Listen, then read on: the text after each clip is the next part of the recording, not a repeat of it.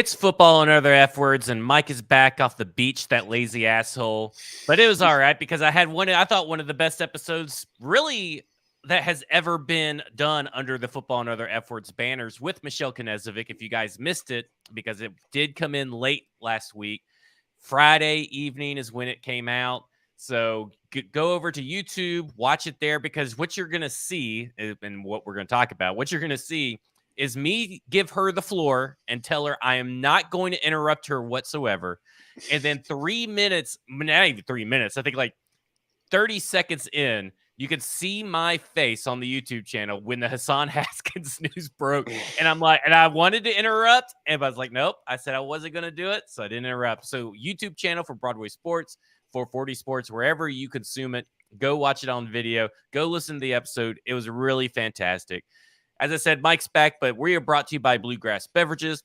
And Bluegrass Beverages, not your average wine, spirits, and beer store. They've been servicing the Hendersonville community since 1973. That is older, way older than both me and Mike.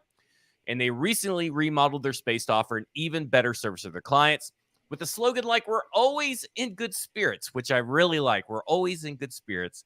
You know you're in for a treat. Bluegrass Beverages is founded with the goal of bringing unique wine and spirits to the people of Hendersonville and Sumner County, and even you out-of-towners who have shitty-ass little liquor stores. Whether you're stocking your home bar, planning a party, or just looking for that special drink you've been dying to try, Bluegrass Beverages got you covered. When it comes to great spirits, Bluegrass Beverages is the MVP. Don't miss out on the winning combination of customer service and fantastic selections. So join us in raising a glass, saying cheers to Bluegrass Beverages. Visit their website at bluegrassbeverages.com to join their BOB club, Best of Bluegrass, to be the first to get their exclusive offerings. Whew. All right, Mike. You can follow him on Twitter at Mike Herndon NFL. Do you have a article coming out at paulkarski.com this week, or are you still on sabbatical? I don't. I'm taking a 2-week hiatus. I'll be back in it. I'll be back at it next week. So. Well, go subscribe to paulkarski.com. Either way, just so you can make sure that you have all the information you need for future Mike Herndon articles.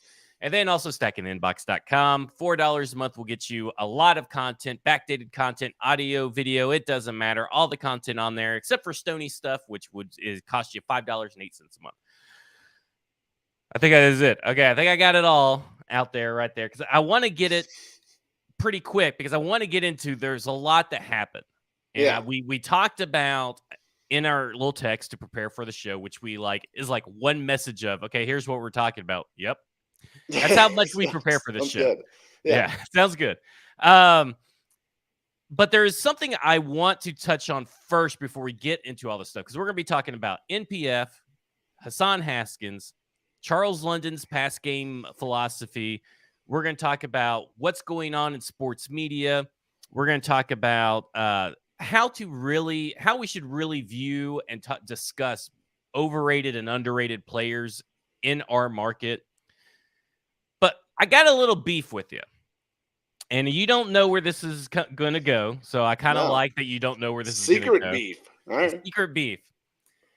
The Predators have made a lot of moves. Okay, they've signed a few old guys, and they have made moves that signal a complete rebuild. But they also they tried to trade Matt Duchene, but they couldn't get any takers, it seems like, and then they just cut him because they just don't like him. He's not a fit for the future.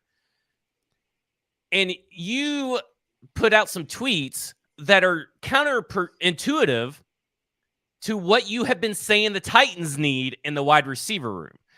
And I want to get into it because I think I've always said that I don't care that there's not a veteran presence. I think the veteran presence is overrated.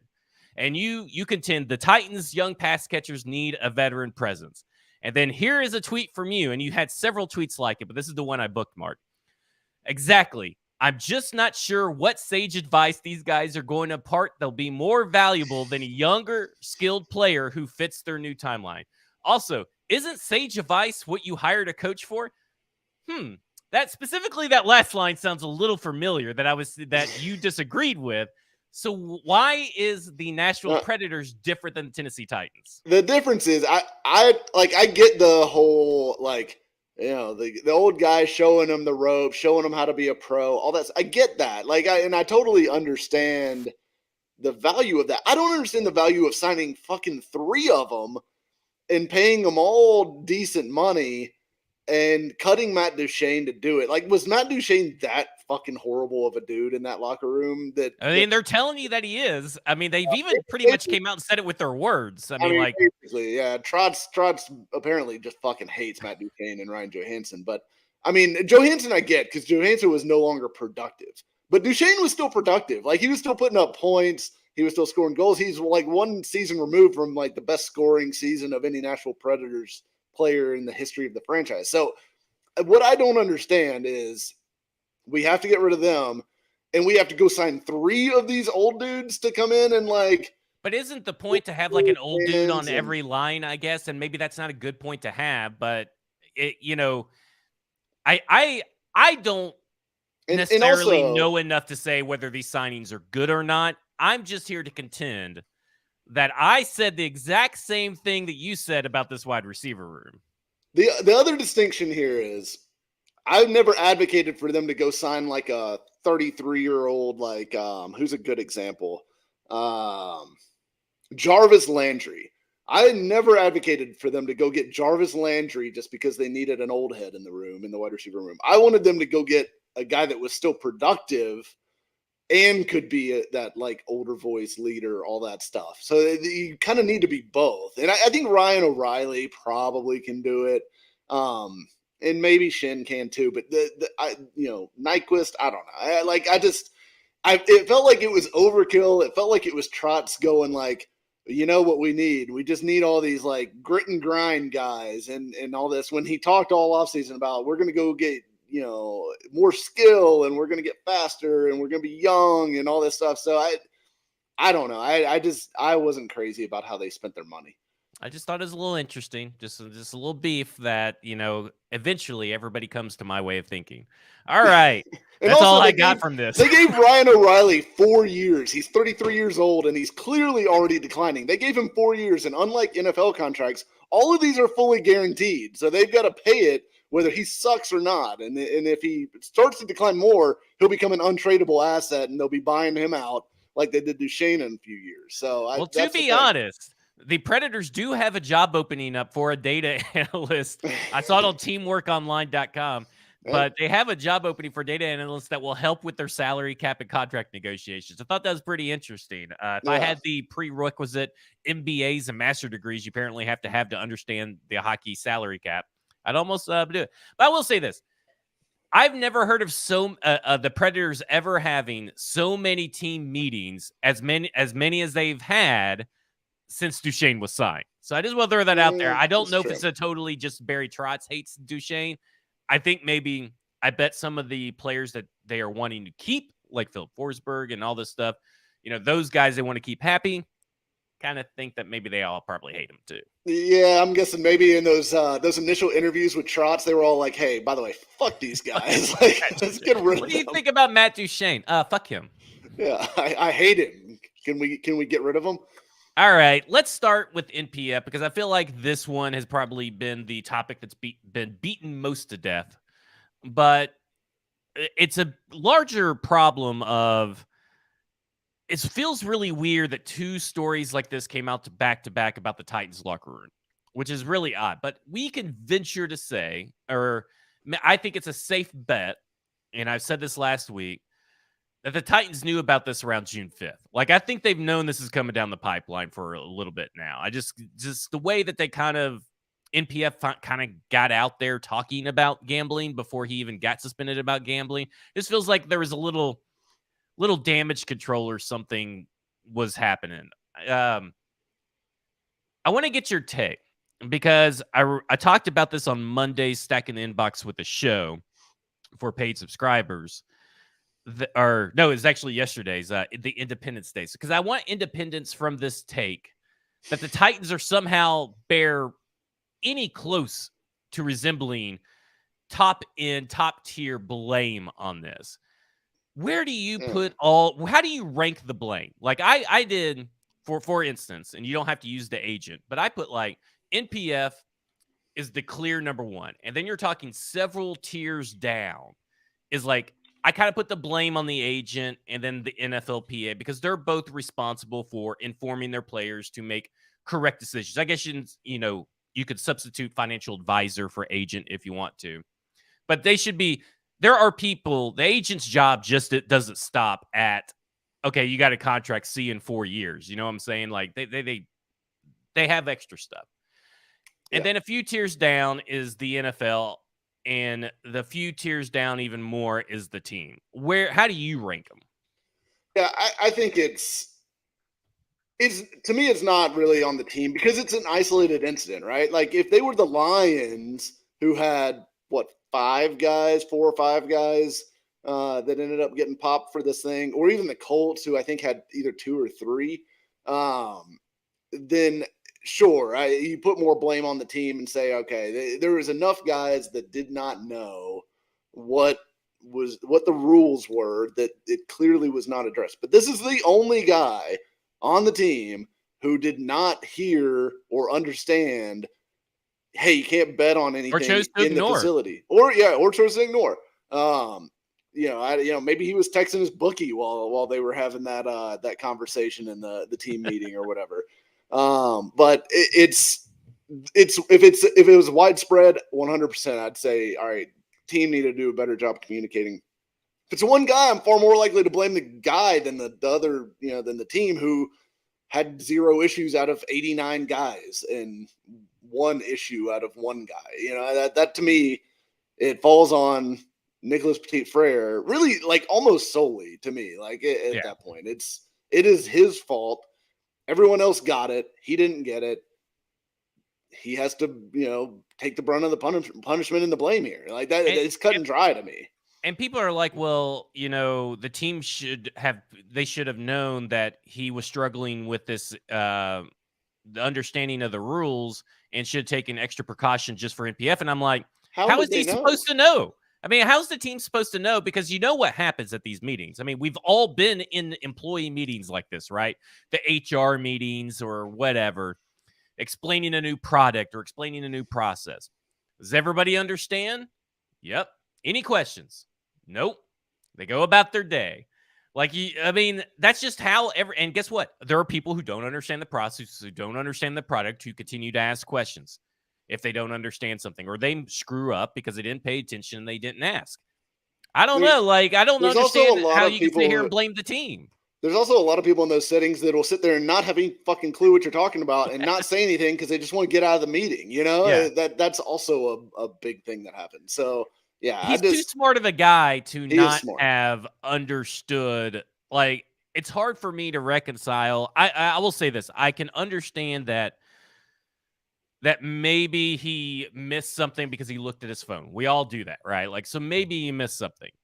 But if I contend that if I see a guy like Calvin Ridley gets suspended for a full year for gambling on a game while he's on injured reserve at home, and I'm going to find out and figure out everything I can't do.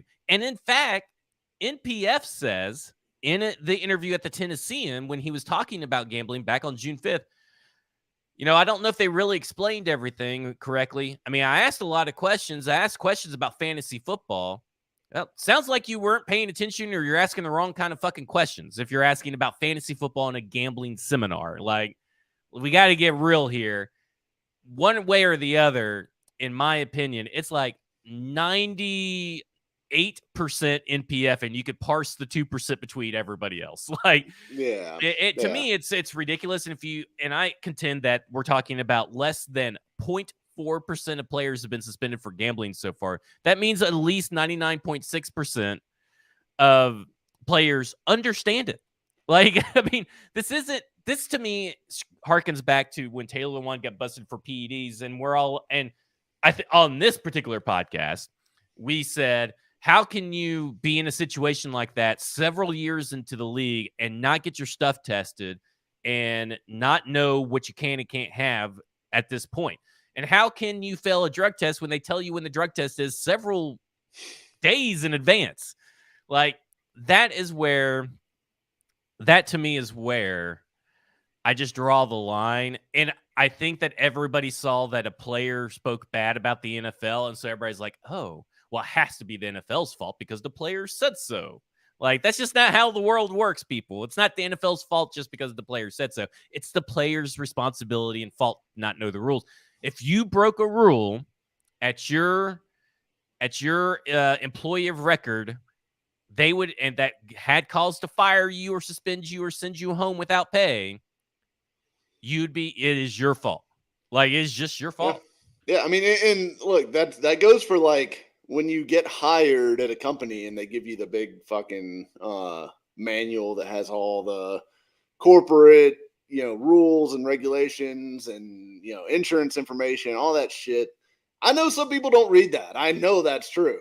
But you're still responsible for it, whether you read it or not, because they have given you the information and asked you to read it. So, and it's just like And a lot of when, places now ask you to sign it. Like, well, yeah, when yeah, I had the fitness business down in Nashville before I sold it, I had people, I said, before we do any of your payroll stuff, you have to read this employee handbook and read it through, and you have to sign it. yeah, And I gave them time to do it. They didn't have to do it in front of me. I said, you can take this home, read it, whatever. And if they sign it, and then I'd have people not follow the rules, and I'd say, too bad, you did not follow this particular rule. It's right here. Well, yeah. I didn't know that. Well, it's You right there. signed it. Yeah. And you signed it right here. Yeah. And I mean, it's the same with like laws. Like when you enter a new state, you're responsible for knowing that state's laws. I mean, people don't do that, but it's not going to matter when you get pulled over by the cops, right? Like you're responsible for knowing the law wherever you are. Yeah, it's kind of crazy. Okay. The other guy whose situation is just an insane situation where, according to Teron Davenport on 1025 Friday, he was on Stillman and Company. There are two different charges apparently with Hassan Haskins. So there's one with the strangulation, and then there's a later one with the gun and knife altercation that happened apparently at the most overrated steakhouse in Nashville, Bourbon Steak. No, Yeah. not a So bourbon guy. well, it's not very good. So the to me, it's like you got now two different instances, according to Teron Davenport, and allegedly is guilty of strangulation. Allegedly is guilty of brandishing a gun and cocking it and all that kind of stuff. She's allegedly, took out a knife to threaten to cut his tires, and then allegedly liked a picture on Instagram. Very harsh stuff from Right. her end. And here we are. The Titans still haven't made a move. And I'm Yeah. not surprised that they haven't made a move because they didn't make a move with Rashad Weaver either. But this one seems very extreme, very both sides are guilty. But are we really going to say self-defense for someone threatening to go cut a tire? Like, I'm just not here for the Hassan Haskins saga that's going to lead into training camp that should be easily fixable. He's a very good special teamers, but that's about it.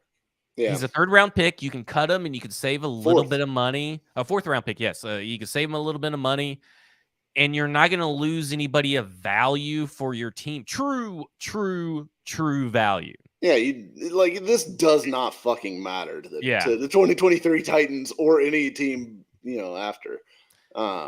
I don't get why this Tennessee team is kicking its feet on this, because I mean, if you look, I hate to give the Colts any credit. The Colts did cut someone, for the gambling. They cut two people, Well, yeah, I mean they instantly cut those guys. Now they were different because they were gambling on Colts games, which was a totally different situation than the MBF situation, and obviously totally different than what we're talking about here. But I think they should get rid of Haskins too. I mean, I'll give them the benefit of the doubt that, like, I'm sure the team wants to talk to him. They probably want to talk to his girlfriend or whatever she is to him now.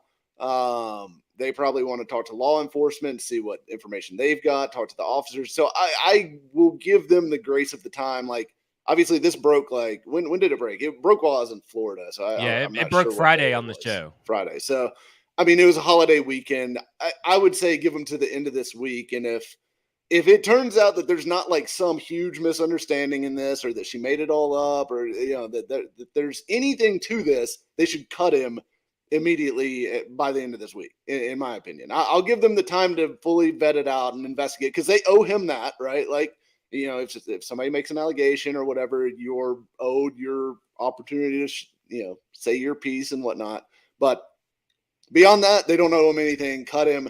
Julius Chestnut can take his roster spot and do the fucking same thing. Like, I feel like Haskins and Chestnut to me were like right there, like even about the whole time last year, anyways. Like, Haskins is a little better pass catcher. He's a little better special teams guy, but Chestnut's probably a better runner. Just put fucking Julius Chestnut in a spot and like let's move on, because we're talking about a role that's not going to play any offensive snaps. You're basically just a special teams guy and a Derrick Henry. Yeah, you're talking like policy. At best. Yeah, you're talking like at best, like maybe 5 offensive snaps, 10 offensive snaps. Yeah, if Derrick Henry got hurt, you would see Julius Chestnut and Tyjae Spears platoon probably to handle most of the backfield, with Spears being the heavier split of those two. We're not talking about anybody that's important in a serious way to this 2023 team. So cut him, move on. It's a good chance for you to be the bigger team or bigger man here, whatever you want to say. And I do think it's also different than the Rashad Weaver situation, that Weaver, what he's accused of, while it's terrible, he's accused of pushing a girl down at a bar. That's way, way, way less than like strangling a girl, brandishing a weapon at a girl. Like that's a totally different level of violence from what Weaver is accused of doing. So that's why I think Weaver's still on the team, is because, like, while it's bad, it's not like, he's Hannibal Lecter or anything like that. Right. Right. So I think Haskins, certainly, if any of this turns out to be true, or they think it is, cut him. Just move on. I guess my thing is that we saw them keep Todd Downing for an entire year with the DUI. It doesn't seem like they move very fast on this type of situation, unless it was Isaiah Wilson. Like, if you are some kind of contributor, it seems like you get a pass a little bit from this team. And this to me is just as bad as Isaiah Wilson, because Isaiah Wilson he did commit a crime, but he was endangering himself and whoever may be driving at like 4 a.m. in the morning, down Charlotte Avenue when he's doing those donuts. But there's a lot that he did that was just him destroying his own life. And these are two adults that are in a obvious toxic relationship. If it's gotten to the point where he flies off the handle over an Instagram like, which is the craziest thing, that, I mean, if you're that paranoid, you do not need to be in a relationship whatsoever, in my opinion. Like, you have anger management problems if your first instinct is to throw her onto a bed, strangle her, and do what Teron Davenport was describing from the police report on Stillman and Company on Friday. It's ridiculous. And he obviously has mental and anger issues that it's going to be really hard for anybody, I feel like, in this fan base to really be like, okay with him being on the roster, unless it comes out that there is video evidence and he's completely innocent. None of that stuff happened. Right. Like, because right, exactly. I mean, that's the one thing that, like, I feel like if that's the case, then sure, keep him around. But otherwise, get rid of his ass. Yeah. This kind of brings us to what's going on with the Titans season. And is it already doomed? Does it already now, like, okay, there's a little hope, right? That, okay, maybe they're going to get DeAndre Hopkins. I don't know if you heard or not, but they are one of the 2 favorites for the DeAndre Hopkins sweepstakes. Great reporting. I'm so glad that these reporters can't get any new information, that they just have to regurgitate the same old. But do you feel like this is a little bit more a foreshadowing of what's to come? Or do you think maybe because there's an apparent rumor that we can expect some more bad news? This comes from Tyler Rowland, Royland Allen, a Tic Tac Titans, he put out a tweet and also said in his podcast that he kind of expects some more bad news either today or later this week. But is this a foreshadowing of how this season is going to be? Or is this going to be kind of like the COVID season where they end up, going crazy and, beating the Bills after all these COVID allegations and all these people talking about they're going to be stripped of draft picks and all that stuff and end up having a good season? Like, what are your feelings? Like, because I think NPF is a lot better than what people want to give him credit for because they just have to shit all over him. But I also don't think that the level of offensive line play at right tackle between him and maybe someone on the roster or someone in free agency is like this harbinger of doom that this team can't make it through 6 games. Not saying like 4-2 or 5-1, but like I could see them going 3-3 or 2-4 and still be okay long term.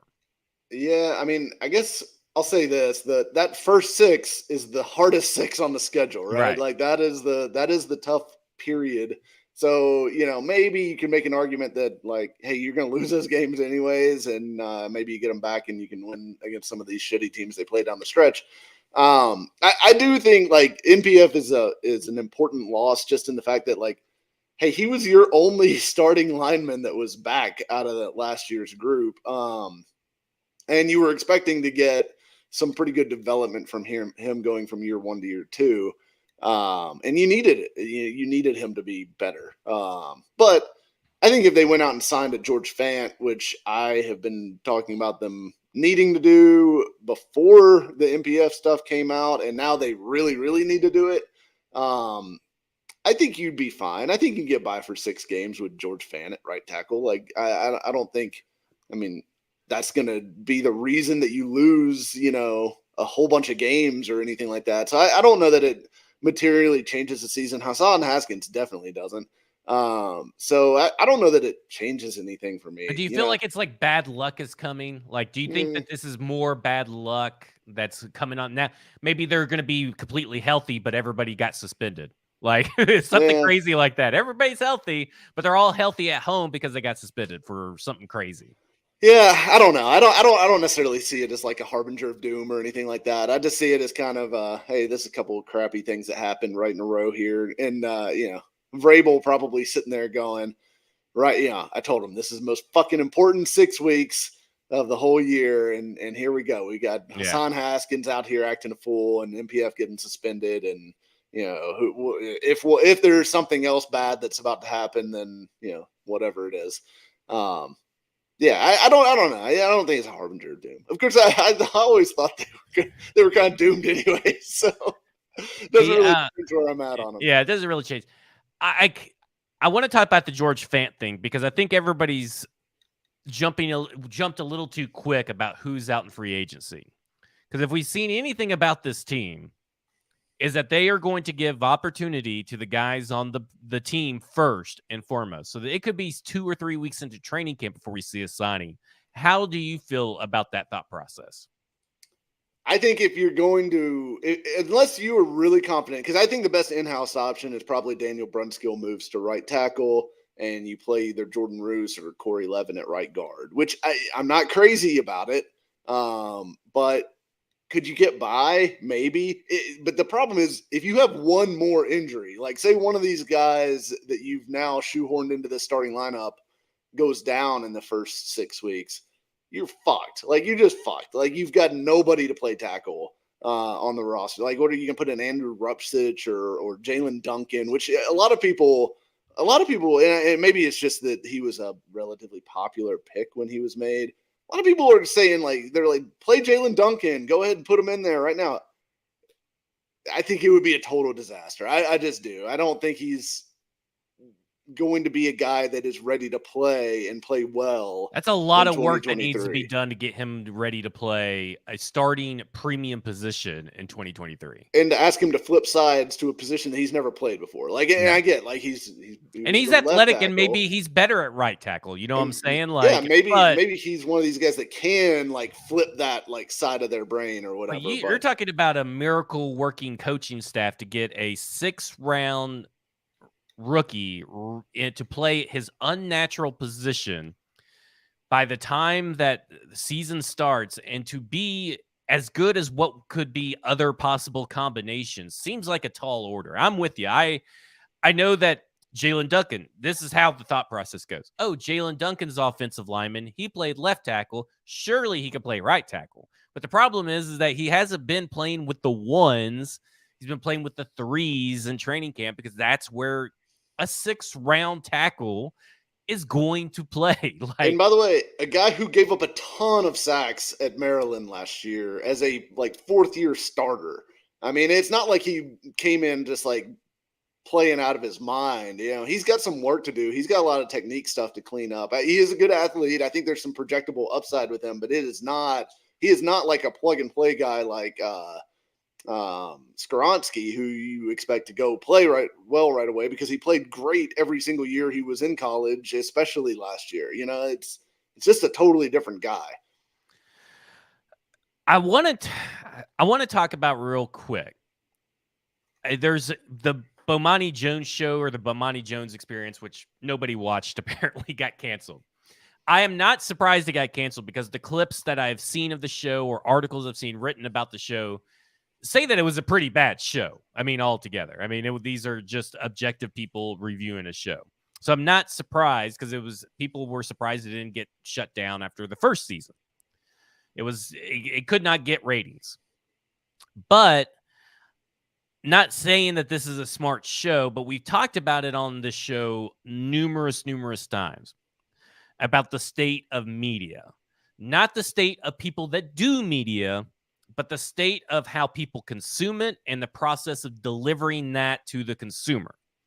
So I want to make that distinction because, I name off, A to Z, Titans Wire, Titans Size, Music City Miracles, the stuff that kind of regurgitate. They'll all get the same story and pretty much all write the same story. Now, they have writers there that provide very good in-depth analysis or great player interviews. That's not the only stuff they do. If I have to spell that out for you, that's for you guys. But a lot of the stuff they write is to drive clicks because they get paid in a way, and kudos to them for getting these jobs and getting paid a lot of money. I'm not downing anybody for hustling within the system, right? I am more upset at the way that this system was created and derived that limits these talented writers, that prevents them because they want clickbaity stuff because that's where the audience has gone to. And Deadspin today puts out this really great article, which I should have sent to my computer, but it's on my phone. And it's talking about something that Dan Le Batard has said on his show a couple of times, that embrace debate has destroyed sports television. And it uses Bomani Jones as a launching point, but it's really more about the embrace debate, the clickbaity headlines, or the articles about, Patrick Mahomes was seen at the front row of, the ballet this weekend. What does that mean? Those kinds of articles. Yeah. And we're not in an embrace debate show. We debate, but it's very organic. So we don't come in trying to stir up debate or find debate because our main goal has always been to educate and entertain. Yeah. Do we have Around the Horn and PTI to blame for this?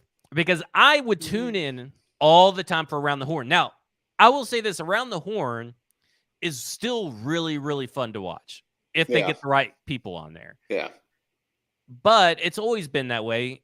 And then PTI kind of started it and it became really popular. But a show like Outside the Lines that was really good, that I really enjoyed, growing up, that wouldn't thrive today. No. I think Scott Van Pelt's the closest thing you're going to get to what Outside the Lines is and all that kind of stuff. Yeah. So, and his is boiled down to like a smaller thing now. Yeah. How doomed is sports media? Is it more doomed than a 2023 Titans season? Yeah. I mean, look, it's doomed from a certain degree because I am convinced, and I've been convinced of this for a while now, because I really became crystal clear when I was writing for Music City Miracles, because it was I could see the click data in real time for all the articles on the site. You could write the most thorough, insightful, analysis piece, or statistical analysis or tape analysis or whatever you want to do. You could spend hours and hours and hours combing through data, finding clips, putting together like a really detailed thing that was giving the reader something to learn and something to like really sink their teeth into. And you could write that, and then you could turn around and write something that takes you 30 seconds to put together. That's like, hey, this report about, or somebody mentioned, Kareem Hunt as an option to replace Hassan Haskins, and I'm going to write an article about that and say, what do you think? Do you think they should do it? Literally putting zero brain power into it, zero thought whatsoever. Posted to the site. The Kareem Hunt article would have like 10,000 page views, and the other article would have like 1,000. Like it would be like 10 to 1. Like it just, people want the shiny object. They want the little snackable content. And it's empty calories. It's, zero, actual substance.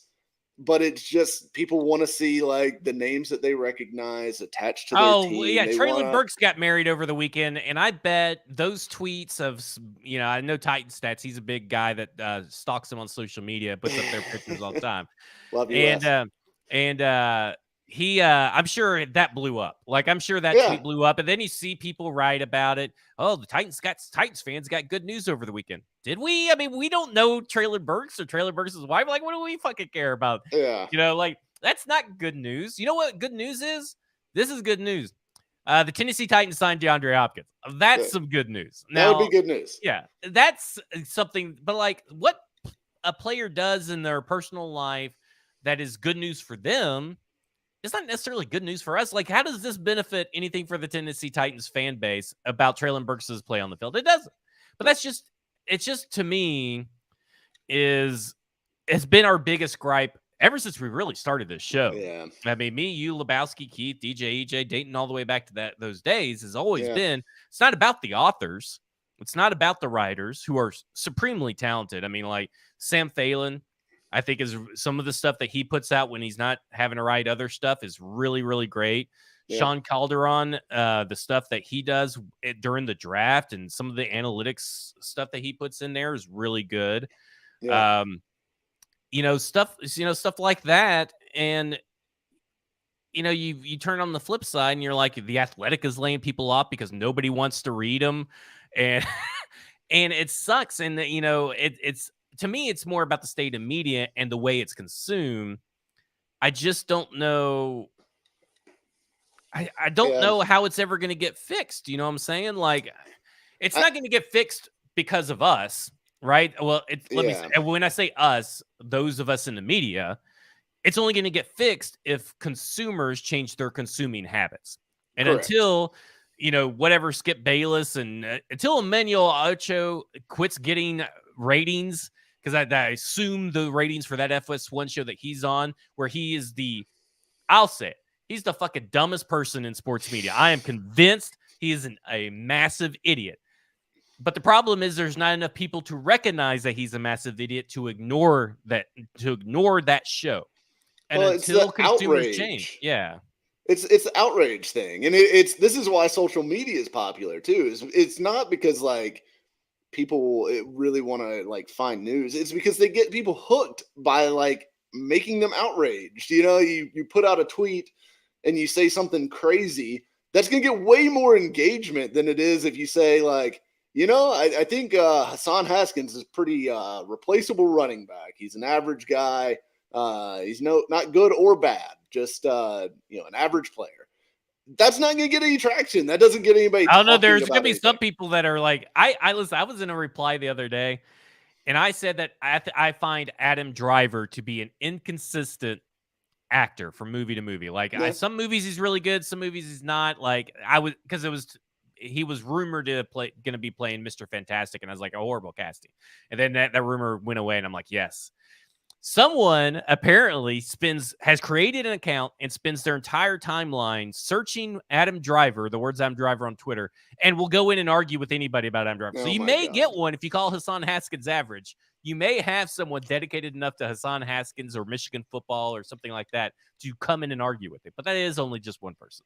But it is. I mean, it's until people will change, and that's what a lot of these debate shows are geared towards now. Is they want those social media sound bites to create engagement, to get videos, to generate ad revenue, to generate more people being interested in watching the show. So like these little sound bites that people are getting off, those are intentional. Like those are intentional. They're intended to get you pissed off. They're intended to get you like really passionate about it one way or another, and that's fine. But like, just know that they are manipulating you. Yeah. And you are falling for it because you're addicted to outrage. Like that's how this whole thing works. And look, that's not a sports specific thing. Like that's true of like all walks of life. Anything that like, you know, you're involved in with social media, politics, whatever. People gear towards your outrage. They play on your ability to get like riled up about something, and then they present the most extreme views possible for you to consume, and that's all that anyone cares about. Because otherwise, like, people, there's always going to be. I'm convinced of this. There's always going to be a subsection of people, because a lot of my audience is based out of this subsection of people. So I don't want everyone to feel like I'm talking about them necessarily, because a lot of the people that watch this show, that listen to this show, that like read my writing, read your writing, they do it because they actually do want to learn something, be engaged, like have a different like scenario presented to them in a thoughtful way that is backed up with statistics and, you know, evidence, whatever.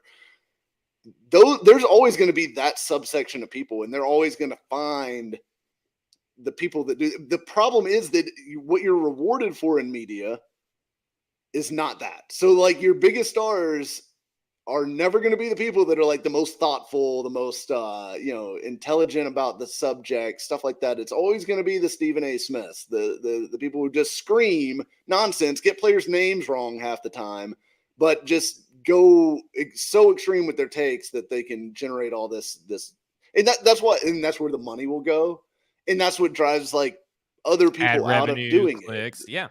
Yeah, that's why. Like, I mean, I'd quit doing it for a while, and I, who knows? Maybe I will again. I don't know, but that's why people get out of it, because there's like just not any money. You work your ass off, and you don't get rewarded for anything, because that's not what drives clicks. That's not what drives the revenue model. And then you look at these people like The Athletic, and people will say, "Well, I'm not going to pay for." I'm not gonna pay $1 a month. Remember what is $1 a month? I don't know what it is now, but it's like $1 a month. I'm not gonna pay $1 a month for good content. When the good content goes away, that will be the reason why, because you did not want to pay for it, and you would rather have this ad-based, ad-sponsored content that is purely based on clicks, purely based on numbers. They don't give a fuck. Let me say something. How interesting the article is. We have 1,800 listeners, roughly, a show. I mean, some shows are really higher, some shows are really lower. It's the summertime and all that stuff. So I like to average it out. Yeah. If you guys are not subscribed to paulkarski.com or stackingtheinbox.com, and then you see that me and Mike quit writing, you guys are to blame if you are not subscribed. I just want to throw that out there. You guys are to blame for that. And, if, that matters, right? Like, yeah, we are trying to bring a quality product, and yes, you may have to pay. Oh my God, heaven forbid. You could get Stacking the Inbox for the price of one Taco Bell meal nowadays. I mean, Taco Bell's fucking way expensive. less than a Taco Bell meal. Yeah. Last time I went to Taco Bell, it was like $15, and I about fell out of my car. My parents gave me a $15 gift certificate to Taco Bell for Christmas, and it was in my stocking. I was like, well, at least I'll be able to get like 2 cheesy gordita crunches with it. I mean, that's all. I could even feed Lauren off that. Yeah, you can't even get a drink, It's ridiculous. Everything's more expensive than the content that we are putting out there. And, I kind of feel like, not to toot our own horn, but I think our content's worth it. Like, we put in a fucking lot more work than the Taco Bell people do. Yeah, right. So I'm just saying that later on and down the road, people and audience members, the listeners of the show, fans of other teams, fans of other sports are going to be like, man, all these shows are kind of the same. What happened? It's almost like when Wall-E takes off the all the stuff off of them, and all the people realize they're fat and they're floating down the ship and everything, and it's kind of too late. Like, and they finally get there, but they have to plant that one little plant. That's what's going to happen. Good and quality sports content is going to slowly shrivel up because people don't want to pay $1, $4, $5, whatever it may be. But yet they're going to pay, $20 for one venti mocha latte from Starbucks. Like, maybe you guys got to get your priorities in order a little bit. If you want good content, maybe you don't. Maybe you just like stuff for free and you just want this podcast to be free all the time. But guess what? We're both 37, 30. Oh, you're 38 now, right? Yeah, I'm 38. Yeah, because I turned 38 in a couple of weeks. We're both near 40. If you think we're going to be doing this for free forever, no, you got another fucking thing coming. No. So just make sure you guys know that. Yeah, and look, I mean, maybe this is just a niche thing, and that is what maybe it is. But yeah, I mean, and if it is a niche thing, you can sometimes turn niches into careers and get paid and all that stuff. But it's got to happen quickly, people. It can only happen if you guys do it. And here's the thing that I think you should do. This has turned us into being street beggars. Oh, exactly. We've really honed the pitch here. Here's the thing that you should do. If you don't like the outrage stuff, if you don't like the takes just for the sake of takes, if you don't like the shit where it's contrived and it's two people picking sides beforehand and like designing debates, the whole embrace debate thing. If you don't like that, stop fucking listening to it. Stop fucking engaging with it. Don't watch it. Don't retweet it. Don't get in their comments and call them fucking idiots. Ignore them. Completely ignore them. Block them on social media. Whatever you have to do to turn off the outrage response in your lizard brain. Do that, because that's the only way that those will go away and you'll get more good content, because the ad people are going to pay wherever the readers go, like wherever the people go, wherever the listeners go.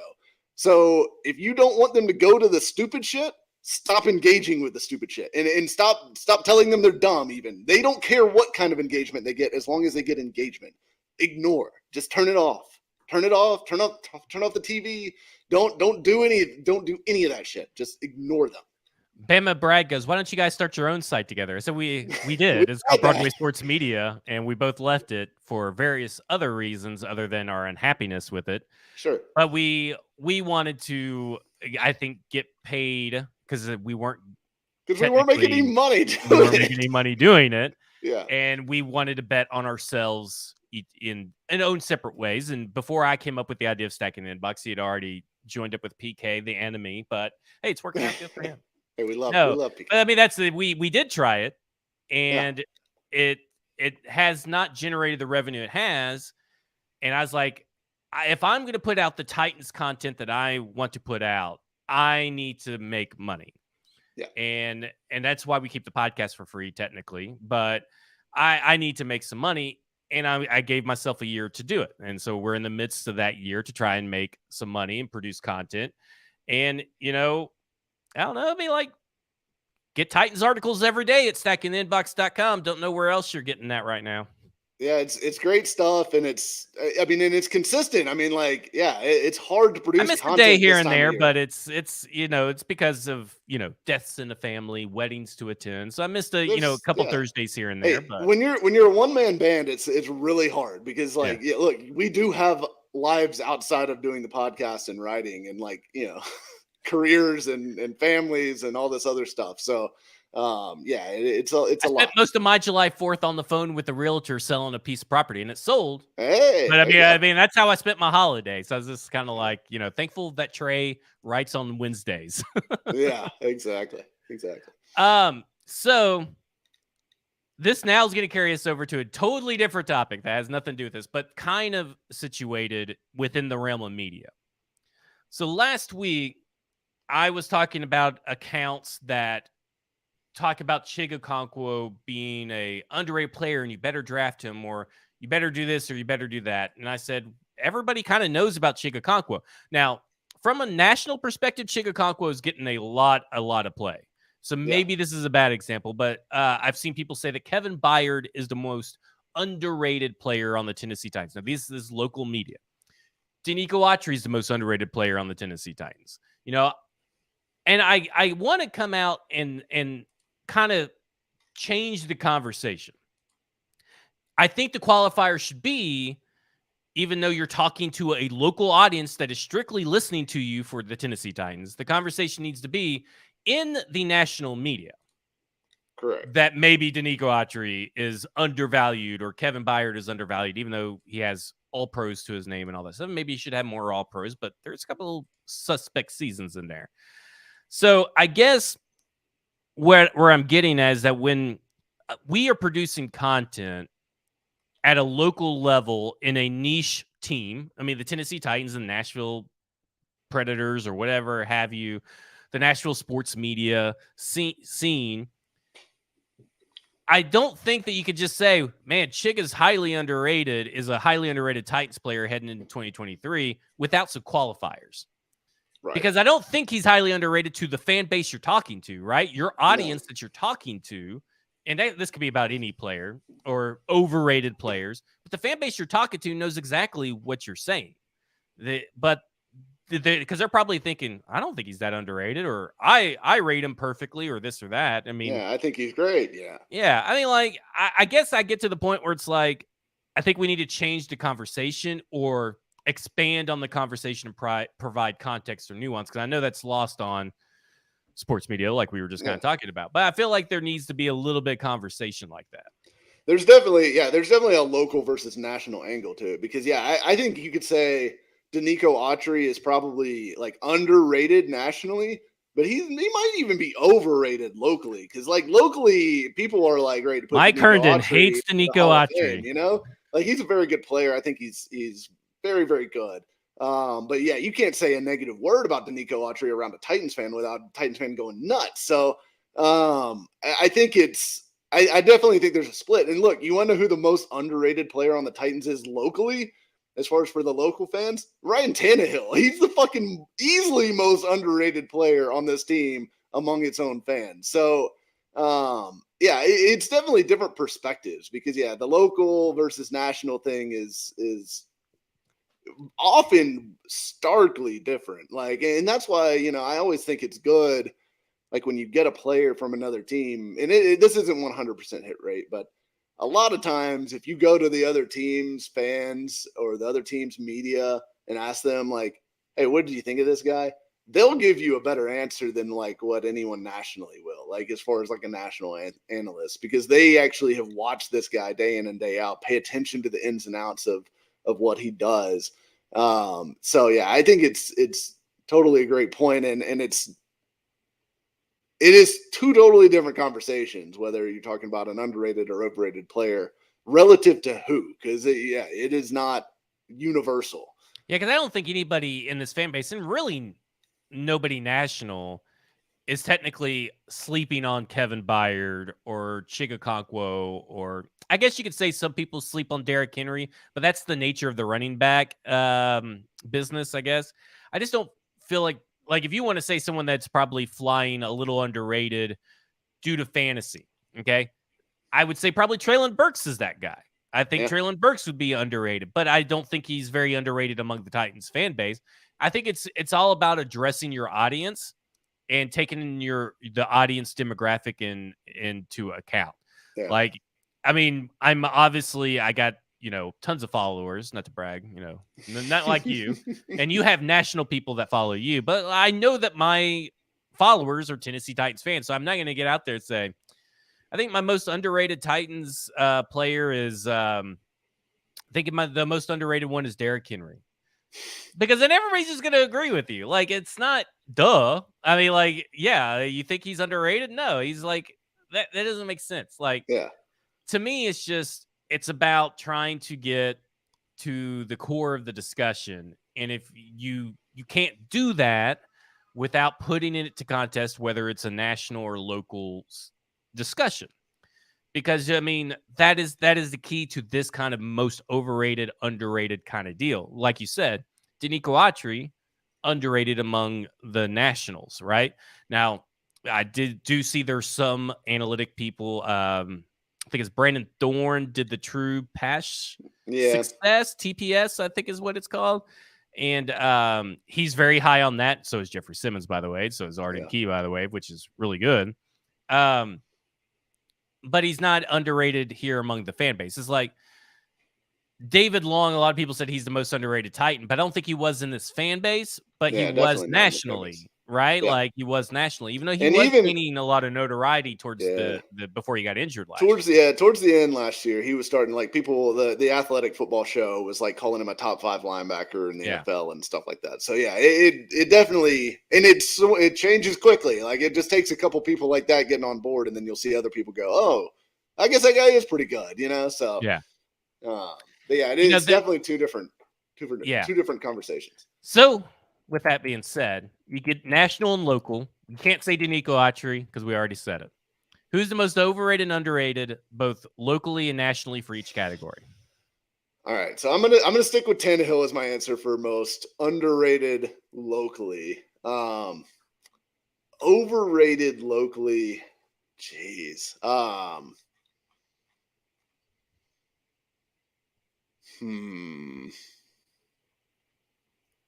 I'm tempted. This one's tough because it's, people are going to get pissed about it. I'm tempted to say Chig, honestly. Oh. Like, I think Chig is good, but a lot of people are, they're like Chig revolutionaries. Like he's going to be a top, 2 or 3 tight end in the league next year, kind of thing, I feel like. I think locally he may be a bit overrated. I like it. What about you? I think locally, I think underrated. I think I'm gonna say underrated is Kyle Phillips. I think he's totally underrated by this fan base because of 2 muffed punts, which are technically not his job, by the way. I mean, like, not the core of his existence is to be a returner. It is his job to catch punts if he's asked to catch punts. And then I think because he got injured, everybody's just like, it's just Traylon Burks and Chig. Like, I think Kyle Phillips has a real chance to feast in this offense. And I think the most overrated by this fan base is Kevin Byard. I think Kevin Byard is. I think this fan base. I think he may be on something. Listen, if Kevin Byard came out and said that he supports Putin, and he's going to defect to Russia, but he's still going to play for the Tennessee Titans, you'd have people putting Russian flags out on top of their cars and stuff, because I think they only love whatever Kevin Byard says.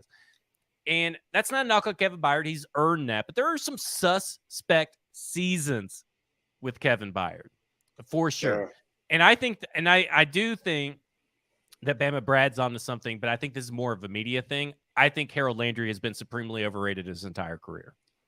So I was actually going to say Harold Landry is underrated nationally. Oh, you love, well, I think nationally people don't even, but people don't even mention Harold Landry. I mean, like, Harold Landry is such an afterthought nationally on this Titans team. And to me, he was one of the better players on a really good defense in 2021 before obviously missing last season with the injury. So I think nationally, I would put him in the way underrated standpoint.